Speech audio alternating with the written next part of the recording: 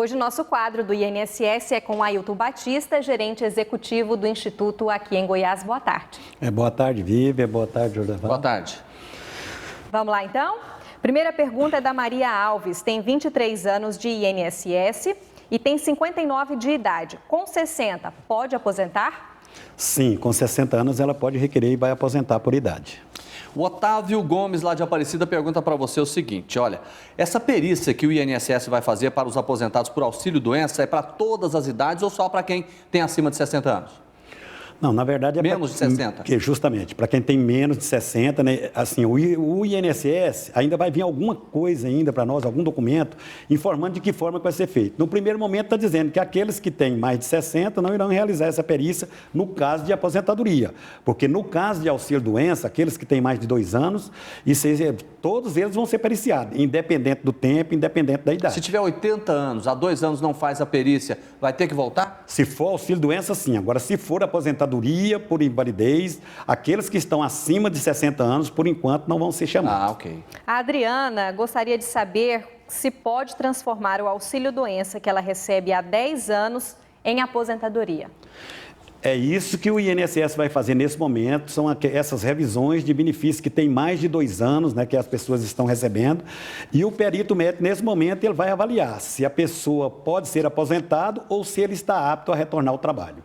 A pergunta para você aqui do Manuel de Bonfinópolis, ele tem 65 anos de idade, 17 de contribuição, ele pode se aposentar? Sim, ele pode aposentar por idade, até porque a carência por idade são 15 anos. Agora, o Arthur mora em Caldas Novas, diz que tem uma pensão por morte do INSS. O juiz já deferiu o benefício dele há 3 meses, mas ele ainda não começou a receber. E lá no status do INSS diz benefício cessado. O que ele faz? Não, na verdade ele tem que aguardar. Benefício cessado significa que o benefício realmente está cessado. Agora, como ele ganhou na justiça, ele pode esperar que o INSS vai sim conceder o benefício dele, desde que a sentença determina que é para conceder essa pensão. A Yolanda Francisca, ela pergunta para você o seguinte, quem tem síndrome do pânico pode se aposentar? Bom, aí vai depender da avaliação, justamente dos relatórios médicos, do médico assistente que cuida, né, dela, e ela levar os exames complementares, requerer o auxílio-doença, passar pela perícia médica e ela vai ser avaliada, podendo ser aposentado ou não. Uma jovem que tem 17 anos, nunca trabalhou de carteira assinada, pode fazer o salário materno? É a pergunta da Ana. Não, deve ser o salário maternidade, né, que ela está dizendo, mas assim...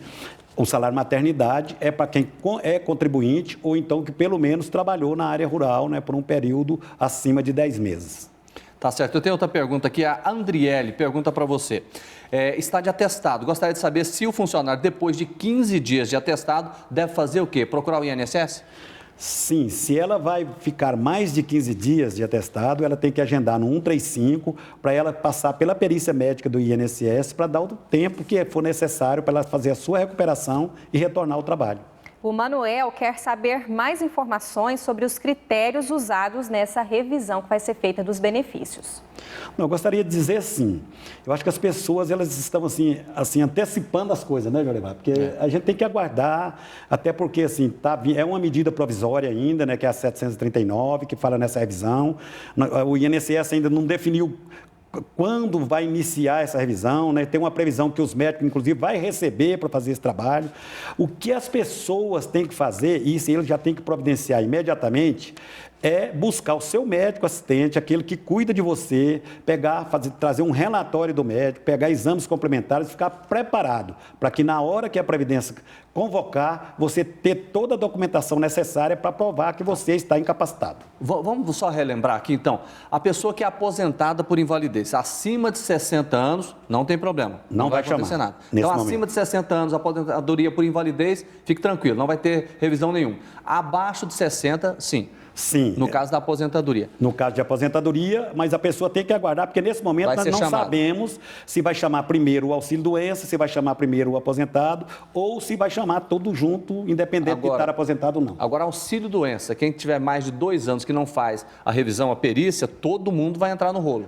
todo mundo e só vai parar essa revisão quando não houver nenhum benefício acima de 2 anos. Então, todos esses segurados, eles deverão procurar os médicos que cuidam dele, buscar os relatórios médicos, buscar os exames complementares, para que na hora que o INSS chamar, o que vai ocorrer, Joribá? Muitas vezes o INSS chama e o prazo é muito curto, às vezes são 20 dias, para ele agendar uma consulta, para ele ir lá no médico, pegar um relatório, fazer exame, é complicado. Então, a pessoa já deve estar preparando, porque ele está de auxílio-doença e o auxílio-doença ele é provisório. Ok, Ailton Batista, muito obrigada pelas informações. Boa tarde. Boa tarde, nós que agradecemos a oportunidade.